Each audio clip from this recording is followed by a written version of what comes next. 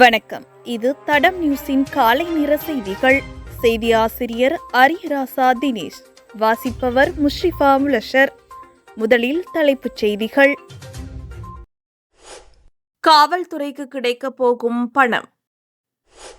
ஜனவரி இறுதி வரை கடவத்தை பண்டாரவத்தை பகுதியில் போக்குவரத்து மட்டுப்பாடு. இலங்கையில் கழிப்பறை வசதியற்ற 13,326 குடும்பங்கள். மீன்பிடி படகில் போதைப்பொருள் கடத்திய 6 பேரும் தடுப்பு காவலில். கனேமுள்ள சஞ்சீவ கொலைக்கு பின்னால் 5 உள்ளனர், இஷாரா செவ்வந்தி தெரிவிப்பு. காவல்துறை அதிகாரிகள் தங்கள் சொந்த சீருடைகள் மற்றும் சப்பாத்துக்களை வாங்குவதற்கு ஒரு ரொக்க உதவித்தொகை பெற உள்ளனர்.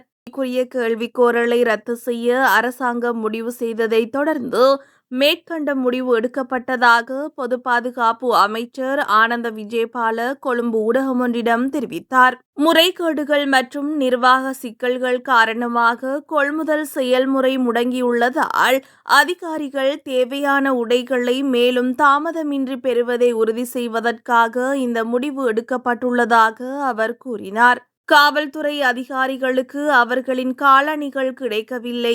மேலும் கேள்விக்கோரல் சிக்கல்கள் காரணமாக அவற்றின் வெளியீடு 3 ஆண்டுகளாக நிறுத்தப்பட்டது. இந்த முறையும் சீருடைகள் மற்றும் காலணிகள் இரண்டிற்கும் கேள்விக்கோரலில் சிக்கல்கள் இருந்தன. எனவே தொடர்புடைய அனைத்து கேள்விக்கோரல்களையும் ரத்து செய்து காவல்துறை அதிகாரிகளுக்கு ஒரு ரொக்க உதவித்தொகை வழங்க அமைச்சரவை முடிவு செய்தது என்று அமைச்சர் விஜயபால தெரிவித்தார். கேள்விக்கோரல் அழைக்கப்படும் போது சில தரப்பினர் மேல்முறையீடுகளை தாக்கல் செய்கிறார்கள். பின்னர் இந்த விவகாரம் மேல்முறையீட்டு சபைக்கு அனுப்பப்படுகிறது.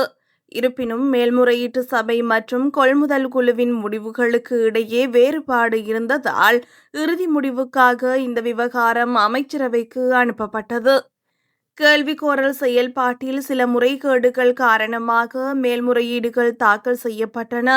சப்பாத்து வாங்க ஒவ்வொரு காவல்துறை அதிகாரிக்கும் ரூபாய் 7,000 வழங்க அமைச்சரவை ஏற்கனவே முடிவு செய்துள்ளது என்று அமைச்சர் கூறினார். சீருடைகள் வாங்குவதற்கான செயல்முறையும் பல சிக்கல்களை எதிர்கொண்டது. இதனால் அது ரத்து செய்யப்பட்டது. சீருடைகளுக்கான நிதி ஒதுக்கீட்டை கோடிட்டு காட்டும் அமைச்சரவை ஆவணம் சமர்ப்பிக்கப்பட்டுள்ளது.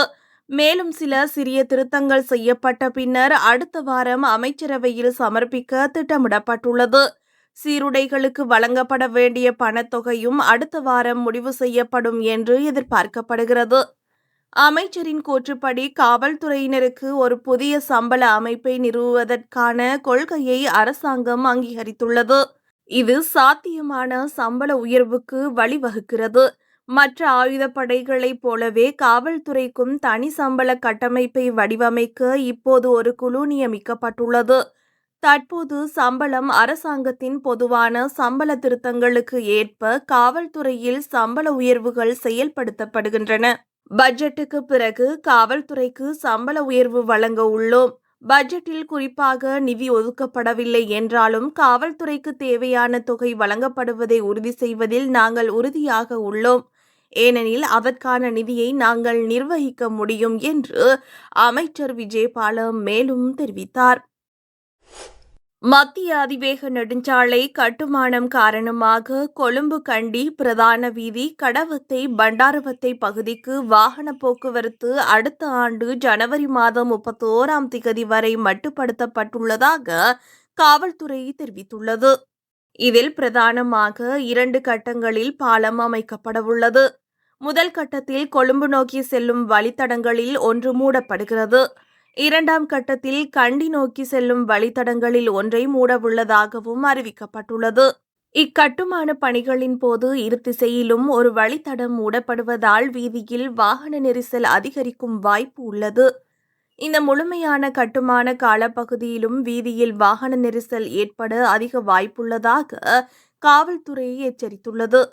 எனவே கொழும்பு கண்டி வீதியை பயன்படுத்தும் சாரதிகள் இயலுமான வரை கடவத்தை வெளிவட்ட வீதியை பயன்படுத்துமாறு காவல்துறை கோரிக்கை விடுத்துள்ளது. இலங்கையில் 2024ஆம் ஆண்டுக்கான மக்கள் தொகை மற்றும் வீட்டு கணக்கெடுப்பின் அடிப்படையில் நாட்டில் உள்ள 61,11,315 குடும்ப அலகுகளில் 0.2% குடும்பங்கள் இன்னும் கழிப்பறை வசதியின்றி வாழ்ந்து வருவதாக மக்கள் தொகை கணக்கெடுப்பு மற்றும் புள்ளிவிபர திணைக்களம் தெரிவித்துள்ளது. இலங்கையில் சுகாதாரத்தில் குறிப்பிடத்தக்க முன்னேற்றம் அடைந்துள்ள போதிலும் 13,000க்கும் மேற்பட்ட குடும்பங்கள் இன்னும் மலசல கூடங்களுக்கு பதிலாக காடுகள் மற்றும் கடற்கரைகள் போன்ற திறந்த வெளிகளை பயன்படுத்துகின்றனர். அவற்றில் 92.2% குடும்பங்கள் தனிப்பட்ட கழிப்பறைகளை பயன்படுத்துகின்றன என்றும் 5.8% குடும்பங்கள் பகிரப்பட்ட கழிப்பறைகளை பயன்படுத்துகின்றனர் எனவும் குறிப்பிடப்பட்டுள்ளது. மேலும் 0.2% குடும்பங்கள் பொது கழிப்பறைகளையும், கொழும்பு மாவட்டத்தில் சுமார் 4,518 குடும்பங்கள் பொது கழிப்பறைகளை பயன்படுத்துகின்றன. அதே நேரத்தில் 207 குடும்பங்களுக்கு எந்தவித கழிப்பறை வசதிகளும் இல்லாமல் உள்ளனர். அத்துடன் கழிப்பறைகளை பகிர்ந்து கொள்வதில் நுவரெலியா மாவட்டம் அதிக விகிதத்தை கொண்டுள்ளது. இந்த விவரங்கள் பெருந்தோட்ட பகுதிகளில் நிலவும் சுகாதார சவால்கள் மற்றும் கழிப்பறை வசதியின்மையை வெளிப்படுத்துகின்றமை சுட்டிக்காட்டத்தக்கது.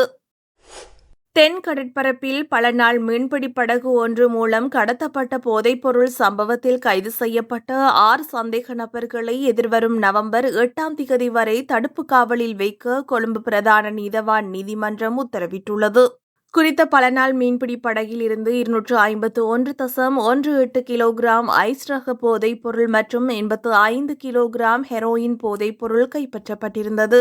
போலீஸ் போதைப்பொருள் தடுப்பு பணியகத்தினால் கைது செய்யப்பட்ட இந்த சந்தேக நபர்கள் கொழும்பு பிரதான நீதவான் அசங்க எஸ் போதரகம முன்னிலையில் ஆஜர்படுத்தப்பட்டனர். போதைப்பொருள் தடுப்பு பணியகத்தின் கோரிக்கையை ஏற்ற நீதவான் இந்த தடுப்பு காவல் உத்தரவை பிறப்பித்துள்ளமை குறிப்பிடத்தக்கது.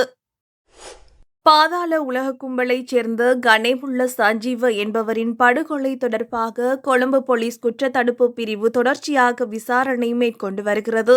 இந்த கொலை சம்பவத்தில் தொடர்புடைய இஷாரா செவ்வந்தியிடமிருந்து பல்வேறு தகவல்கள் கிடைத்துள்ளதாக கொழும்பு போலீஸ் குற்றத்தடுப்பு பிரிவினர் தெரிவித்துள்ளனர்.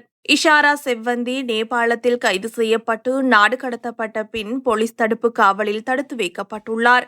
இந்நிலையில் இஷாரா செவ்வந்தியிடம் மேற்கொள்ளப்பட்ட விசாரணையில் கனேமுள்ள சஞ்சீவவின் கொலையில் 5 பேர் மூலமாக செயற்பட்டதாக தெரியவந்துள்ளது. இவர்கள் முக்கியமாக கெஹல்பத்திர பத்மே, காமண்டோ சலிந்து, தருண் பிரதான துப்பாக்கிதாரி மற்றும் இஷாரா செவ்வந்தி ஆகிய 5வரும் பிரதானமாக செயல்பட்டுள்ளதாக விசாரணையில் மேலும் தெரியவந்துள்ளது. மேலும் இஷாரா செவ்வந்தியின் தாயாரின் இறுதி சடங்கை காணொளி எடுத்து அவருக்கு அனுப்பிய இஷாரா செவ்வந்தியின் மாமா தொடர்பிலும் தகவல்கள் கிடைத்துள்ளன. தற்போது இஷாரா செவ்வந்தியின் மாமா தொடர்பான விசாரணைகளும் நடைபெற்று வருகிறது. இச்சம்பவம் தொடர்பான மேலதிக தகவல்கள் கொழும்பு புதுக்கடை நீதிமன்ற வளாகத்தில் உள்ள விசாரணைகளில் பெறப்பட்டுள்ளன. காவல்துறைக்கு கிடைக்கப் போகும் பணம். ஜனவரி இறுதி வரை கடவத்தை பண்டாரவத்தை பகுதியில் போக்குவரத்து மட்டுப்பாடு. இலங்கையில் கழிப்பறை வசதியற்ற 13,326 குடும்பங்கள். மீன்பிடி படகில் போதைப்பொருள் கடத்திய 6 பேரும் தடுப்பு காவலில். கனேமுள்ள சஞ்சீவ கொலைக்கு பின்னால் 5 உள்ளனர், இஷாரா செவ்வந்தி தெரிவிப்பு.